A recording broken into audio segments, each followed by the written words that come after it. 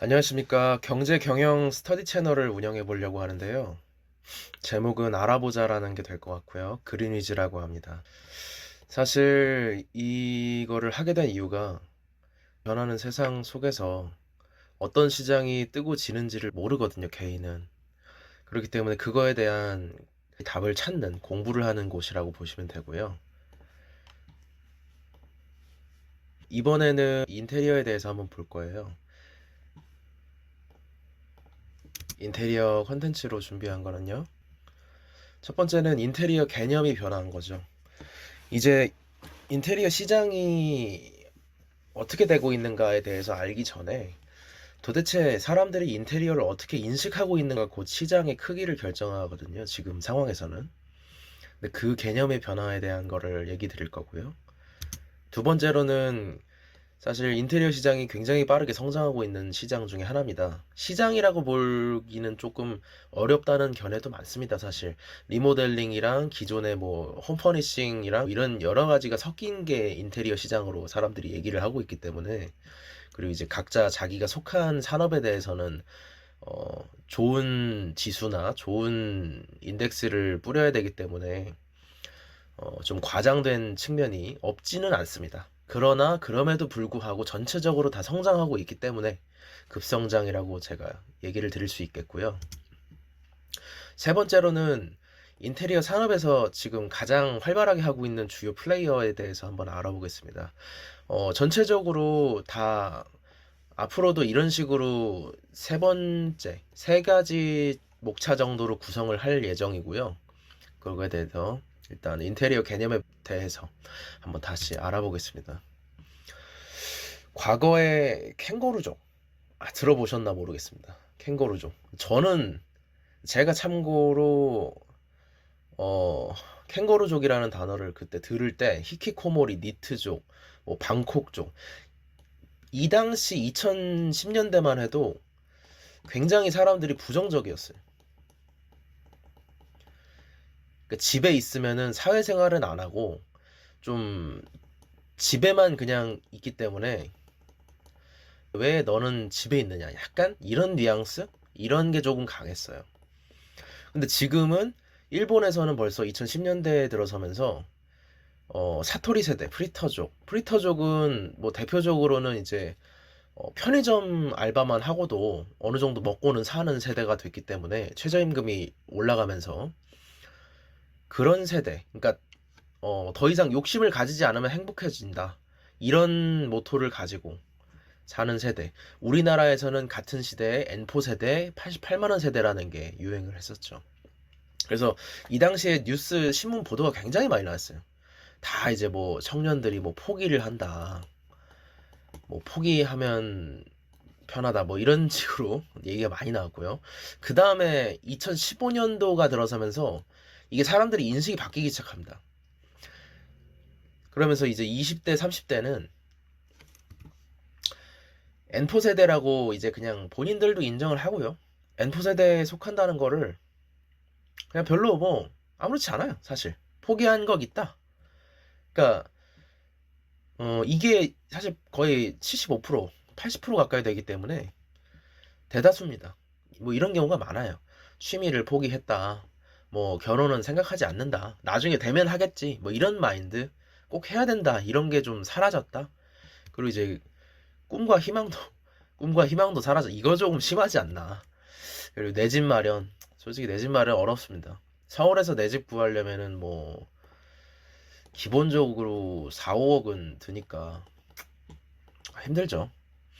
인간관계, 내가 원하지 않은 사람들은 안 만나겠다, 그런 거기도 하거든요, 이게. 그러면서 구직 단념자는 계속 늘어나고 있습니다. 그런 세대가 생겼습니다. 안타까운 현실이죠. 스마트화, 개성화, 맞춤화를 연구하게 될 것이다. 알리바바 마윈이 했던 말입니다. 이후로 이제 물러나셨죠. 음, 집이 이제는 좀 세상에서 가장 나를 잘 아는 공간? 이런 공간으로 좀 바뀐 것 같아요. 집 안에서의 시간 소비에 도움을 주는 아이템으로 꼽힌 거는 맛있는 음식이죠, 일단. 그리고 커피 머신기. 그러니까 자기가 좋아하는 커피. 내가 좋아하는 게 뭔가. 이런 거에 관심이 굉장히 많거든요. 이게 또한 취미 활동이기도 하고요. 맛있는 음식, 뭐, 홈 필라테스, 안마의자, 뭐 이런 것도, 안마의자도 여기 있죠. 헬스기구, 읽을 게 많고, 다 내가 좋아하는 걸로만 채워진 거죠. 한마디로. 넷플릭스, 유튜브, 마음껏 볼 수 있고, 누구도 뭐라고 하지 않습니다, 집에서는. 근데, 왜 이렇게 됐을까요? 이제는 이런 나의 이 전체가 사실 취미 생활, 취미 활동이라고 볼 수 있는데, 이 취미가 곧 집에 대한 인식을 바꾼 거예요. 집이 이제는 집에 있을 때가 가장 마음이 편하다. 81.9%. 요즘은 집에서 할 수 있는 것에 점점 관심이 많아지고 있다. 그러니까 안마의자, 소파, 강아지, 고양이가 자기가 좋아하는 반려동물도 있는 곳이죠. 네, 뭐 스피커로 좋아하는 음악도 마음껏 들을 수 있죠. 그러니까 책도 많죠. 음식도 있죠. 내가 원하는 거를 얼마든지 할 수 있는 거예요. 이제는 배달도 있기 때문에. 그러니까 이제는 굳이 사실 이게 좀 큰 것 같아요. 이전에는 조금 집에 안 나가는 게 제 생각에도 조금 부정적이었는데 지금은 굳이 밖에 안 나가도 집에서 할 수 있는 게 충분히 많아요. 그래서 나에게 가장 편안한 공간이 집이 되고 있어요. 집이 갖는 의미란 무엇인가요? 라고 마크로밀 엠브레인에서 조사를 한 바가 있는데 집에 있을 때가 가장 마음이 편합니다. 81.9%. 그리고 집에서 할 수 있는 것에 관심이 많아져요. 70.4%. 내가 집에서 뭘 할 수 있을까? 내 공간을 어떻게 꾸밀 수 있을까? 집에 있을 때 뭘 할 수 있을까에 대해서 관심이 굉장히 많아진다고 볼 수 있죠. 제 생각에는 지금 조사하면 더 높을 것 같아요. 인테리어는 개성 표현의 수단이다. 맞습니다. 오늘의 집 같은 앱이 결국에는 뭘 뜻하는 거냐면 저는 이걸 뜻하는 거라고 봅니다. 인테리어는 이제 나의 개성을 표현하는 데가 된 거예요. 이제 맛집이나 뭐 좋은 인스타 명소 뭐 이런 거보다 내가 이렇게 살고 있다는 내 집을 개성 표현의 수단으로 이젠 삼는 거죠. 그래서 집스타그램 뭐 이런 걸 올리고 오늘의 집 같은 그런 앱이 성공하는 것을 보면서 아 인테리어가 이제는 내 집이 곧 나고 공간이 곧 나다 이런 생각이 많아지면서 개성 표현의 수단으로 생각하는 사람이 굉장히 많아지고 있다는 것을 느꼈습니다. 2030 세대의 60%에서 70%가 그냥 나는 홈족이다. 5명 중에 3명 정도가 나는 그냥 홈족이다라고 얘기를 하고 있어요. 스스로를 홈족이라고 생각하는가? 전체 59%가 그렇다. 나는 그냥 홈족이다. 집에서 노는 거 좋아하고 집에서 뭐 즐기는 거 좋아한다. 그 중에 눈에 띄는 게 2030 세대만 다시 한번 볼까요? 2030 세대는 20대는 거의 70% 가까이가 나는 홈족이라고 생각한다고 했고 30대는 거의 60%가 홈족이라고 생각한다고 했어요. 전체적으로 사실 분위기가 집에서 노는 게 더 편하다. 그래서 집에 관련된 키워드나 연관 매출액을 확인을 해보니까 홈 트레이닝이나 뭐 홈캉스 이런 거는 굉장히 거의 2배 가까이 1.5배에서 2배 가까이 키워드 검색량이 높아졌어요. 그리고 홈카페, 홈요가, 홈쿡, 홈술 이런 것도 거의 53%에서 13% 가까이 증가를 했다. 이게 전년 대비입니다. 이거는 옥션에서 자료를 받았는데 홈카페에 관련된 거는 117%, 뭐 티포트 뭐 이런 거 321%, 홈 트레이닝 관련된 거 뭐 스쿼트나 이런 거는 245%, 홈쿡에 관련된 것도 특히 에어프라이어가 이 당시 유행을 했기 때문에 거의 200% 가까이 목공에도 관심을 가지고 사람들이 조립 가구 이제는 가구까지도 홈 퍼니싱에 들어가는 거죠. 그러니까 내가 사는 집에 대한 꾸미는 걸 넘어서서 예전에는 소품을 다뤘는데 이제는 내 가구까지도 만들겠다. 인테리어 소품 내가 만들겠다. 내가 원하는 거 내가 만들겠다. 이런 거거든요. 8년 1분기를 기준으로 이거를 100이라고 보고 2019년 2분기 발표된 자료를 보면 150% 이상, 그러니까 어떤 거는 130% 정도, 가전 렌탈, 일상용품 배송은 130% 정도에서 형성이 됐고, 그러니까 일평균 카드 결제가 이만큼 증가했다는 거예요. 음식 배달은 214%가 늘었고요. 집에서 집 관리, 차량 관리, 뭐 숨고나 뭐 프랩이나 이런 데서 하는 청소나 이런 것도 다 포함돼서 이런 거는 200%가 늘었고요. 홈 엔터테인먼트, 뭐 넷플릭스나 뭐 유튜브나 왓챠플레이나 뭐 웨이브나 뭐 다양한 게 있죠. 그런 것들은 182%가 늘었습니다. 그래서 결국 수치로 봤을 때 거의 2배 이상, 1년 사이에 2배 이상 뛰었다. 그래서 이런 집에 대한 변화를 바탕으로 이렇게 집이 바뀌었는데 그럼 나만의 공간을 꾸미는 게 도대체 어떻게 사람들이 생각을 하느냐라는 거를 이전까지 지금 설명을 드린 거고요. 그렇기 때문에 이전에는 안 좋은 거를 괜찮은 거, 이전에는 안 좋은 거를 괜찮은 걸로 바꾸는 거에서 이제는 좋은 거를 더 좋은 걸로 바꾸는 것까지 포함을 하는 거예요. 그렇기 때문에 이 전체가 시장이 커진다고 보는 거죠. 이런 거에 가장 대표적인 게 이제 홈퍼니싱 시장인 거고, 이게 이제 리모델링 시장인 거죠. 이 두 개를 합쳤을 때 거의 2020년 기준으로 41.5조가 나옵니다. 여기 나오죠. 인테리어 규모 급성장의 이유로 볼 때 이렇게 늘었죠. 미쳤어요, 거의. 사실 여기까지는 이만큼 늘었어요. 이게 거의 20년 가까이 늘었는데 4.5배 늘었거든요. 여기서 이만큼 4배 늘었죠. 이게 보면은 거의 독일이나 일본이나 이런 선진국들을 보니까 1인당 국민 소득 이 추이랑 거의 일치를 하더라고요, 실제로. 그래서 지금 거의 3만 불 시대를 들어서면서 급격하게 이렇게 높아진 거라고 생각을 하고 있습니다. 그리고 좀 더 구조적으로 보자면 신규 주택 수요가 줄었어요. 이게 무슨 얘기냐면 주택 보급률 나오죠. 이 성장 시기에는 거의 7, 80%였거든요, 주택이. 그러니까 뭐 이거는 사실 뭐 상업용이나 뭐 오피스텔이나 이런 건 좀 빠진 거라서 약간의 그 오차나 그런 게 있기는 한데 주택 보급률이 거의 7, 80%에서 2000년대 들어서면서 100%를 넘어섭니다. 사실 지금은 거의 100%다 넘어섰어요. 그럼에 따라서 신규 주택 수요는 계속 줄죠. 인구가 더 늘어나지를 않으니까 인구는 거의 이렇게 처박히고 있죠. 신규 주택 수요가 계속 줄어요. 따라서 노후주택 유형을 2015년 인구주택 총조사를 기준으로 보니까 이때까지는 좀 젊어요, 사실. 지금 기준으로 보면 여기까지도 좀 젊은 거예요. 이 17년, 뭐 18년 이 정도까지도. 근데 이게 이때 많이 지어졌죠. 2000년대 초반이잖아요.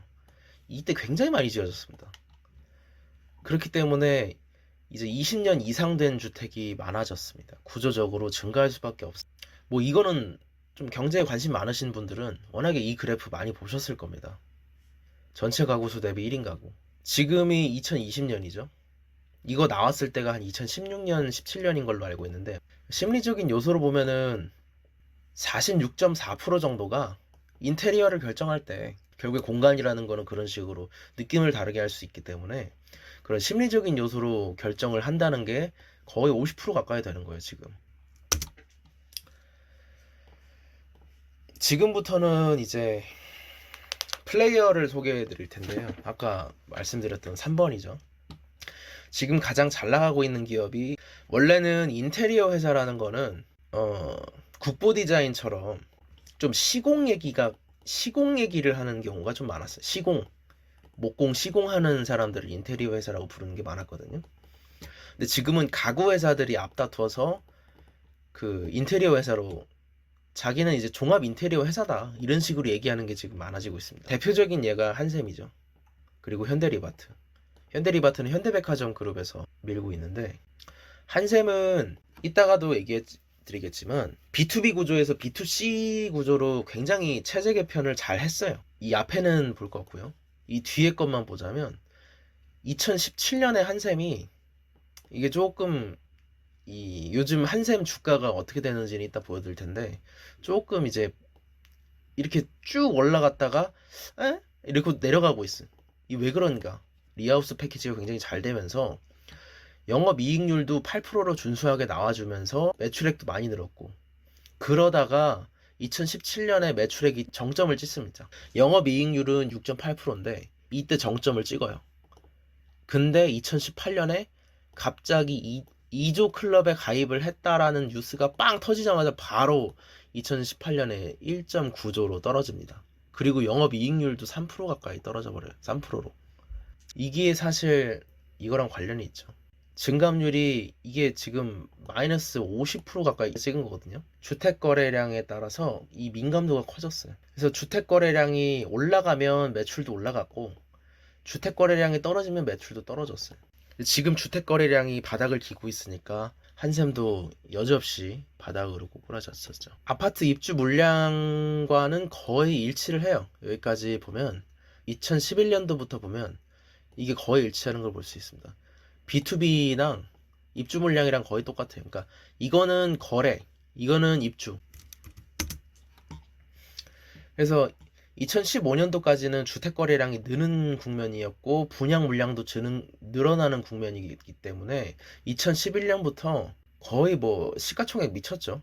그러다가 갑자기 2015년도부터 거래 감소 국면으로 들어서면서 쭉 떨어져요. 이때부터는 입주 물량이 또 감소를 하죠. 주택 거래량이 감소하냐 증가하느냐가 굉장히 중요한 거예요, 사실. 왜냐? 한샘은 이미 60%를 B2C 사업으로 두고 있기 때문에 아까 입주는 B2B, 거래는 B2C라 그랬잖아요. 거래량이 감소하면은 거의 직격탄이에요, 직격탄. 한샘도 중국 형님 따라서 굉장히 좀 이거 올라가는 거 아니야? 이럴 때가 있었어요. 그게 왜냐면은 중국이 어마어마하게 입주 물량도 많고 거래량도 많으니까 그리고 거기는 대표적인 빅플레이어가 없어요. 지금도 인테리어 사업에서는. 그렇기 때문에 한샘이 갔을 때 괜찮지 않을까 이런 얘기가 많았거든요. 바닥을 찍습니다. 지금 거의 여기죠. 왜 그랬냐? 절대적인 액수가 크지는 않는데 괜찮다가 갑자기 마이너스를 크게 때려버린 거기 때문에 이게 해외 법인에서 잘 안 풀러가는구나. 특히 이제 중국 법인을 필두로 한 게 잘 안 되는구나 이런 얘기가 많았죠. 요즘 2020년 최근에는 조금 이렇게 줄었어요. 계속. 그럼에 따라서 2017년, 2018년, 2019년 가다가 2020년도에는 플러스를 찍는 게 아니냐. 그런 얘기가 많습니다. 그러면서 새로 신임 대표님이 절대 강자 없는 중국 시장에서 한샘 성공 자신 있다. 우리 자신 있다. 왜 그러냐면은 중국은 우리나라와 달리 전기나 소방이나 뭐 이런 공사도 그냥 안 해요. 골조 상태로 아파트를 일단 분양을 합니다. 그 다음에 소비자가 공사업체, 인테리어 업체, 가구업체랑 계약을 해가지고 꾸미는 거예요. 그러니까 가구업체나 뭐 인테리어 업체, 공사업체 이런 데는 다 있는데 우리나라 예를 들어서 한샘이 지금 하는 것처럼 종합적으로 인테리어를 제공하는 기업이 있느냐 빅플레이어에 없다. 그러니까 집 꾸밈에 필요한 모든 서비스를 제공하는 사업 모델이 이미 국내에서 입증이 됐고 중국에서 유일하게 리하우스 패키지처럼 이 패키지로 서비스를 제공을 한다면 성공 가능성이 높다. 그리고 이제 시공은 물론 애프터 서비스를 책임지면서 품질 경쟁력을 확보를 하겠다 이런 얘기거든요. 한마디로 이게 요약을 하자면 스마트홈 우리가 제일 잘한다. 우리가 하겠다. 그런 얘기거든요. 스마트홈으로 가구업계 구글이 되겠다. 디지털 산업을 강조를 하면서 이제는 IoT, 4차 산업이란 변화의 기로 속에서 가구 산업이 고부가가치 산업으로 성공을 하려면 기술 접목을 할 수밖에 없다. 그래서 스마트홈, B2C로는 스마트홈을 하고 스마트 시티로는 B2B를 해서 성장 동력의 중심이 되겠다. 우리는 삼성가전 이런 데가 아니라 구글이랑 아마존이랑 다투겠다. 우리 집에서는 제일 강하다. 이런 얘기거든요. 그래서 스마트홈 시장을 한번 보니까 여기도 만만치 않죠. 2015년도에 10조 정도였는데 2019년도에는 20조.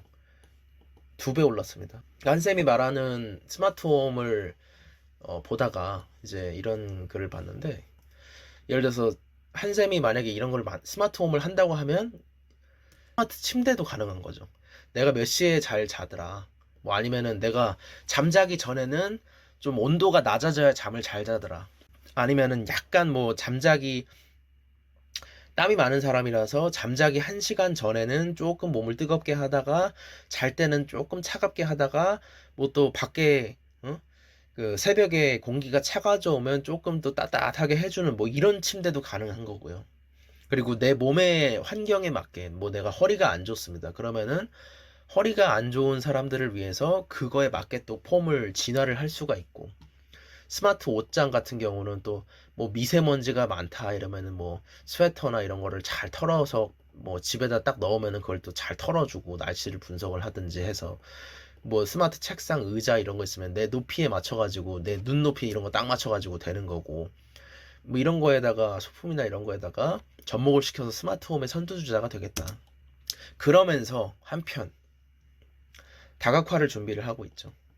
그러니까 그거는 50년을 앞에 두고 얘기를 한 거지만 전체적으로는 소비자랑 조금 더 가까이 가겠다. 그러니까 우리가 집으로 생기는 모든 거는 다 해먹겠다. 그런 얘기도 하거든요. 2019년도에 2조 가까이 다시 되면서 정기 주주총회를 3월 22일 날 작년도에 열으면서 화물 운송차 주선 사업, 뭐 포터, 용달 이런 거 불러주는 거랑 청소랑 수리, 유지, 보수 이런 거를 이제 하고, 렌탈 임대, 생활 가전 임대, 용품, 뭐 집구임, 이사 청소 뭐 이런 거를 전체적으로 신성장 동력으로 삼겠다. 일단 집을 사면은 일단 한 샘에 가면 이 입주 청소도 있고 꾸밈도 있고 소품도 팔고 뭐 가전도 팔고 가구도 팔고 도배도 하고 뭐 목공도 하고 다 하는 거예요. 집이라는 거는 곧 그냥 한 샘이랑 엮이도록. 그래서 결국 아까 말씀드렸던 뭐 문화적인 이유나 우리가 집을 생각하는 생각이 바뀌는 거나 여러 가지를 볼 때 인테리어 시장 규모는 우리나라 가구 국민 소득에 따라서도 바뀌기 때문에 계속해서 성장할 수밖에 없다. 보면은 2017년도 당시에 25.3조였어요. 근데 2020년도에 지금 41.5조가 된다 이거거든요. 거의 3년 사이에도 15조 가까이가 오른 거예요. 전체적으로 다 성장을 하고 있기 때문에 앞으로 인테리어 시장 규모는 제가 보기에는 한 50조, 60조까지도 일단은 갈 것 같다.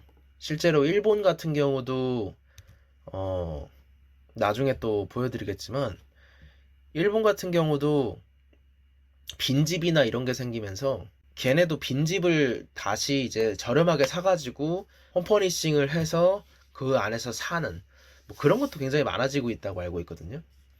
그러니까 선진국 사회가 되면은 결국에, 그리고 1인 구조화가 되면서는 결국에 인테리어 시장 규모 자체는 성장할 수밖에 없다. 이렇게 일단 전망되는 것으로 오늘은 이렇게 마감을 하겠습니다. 다음번에는 또 더 좋은 자료로, 그리고 쓰다 보니까 이 템플릿이 좀 별론 것 같아서 좀 더 자유롭게 할 수 있는 그런 템플릿을 사용해서 다음번에 또 뵙겠습니다. 유바.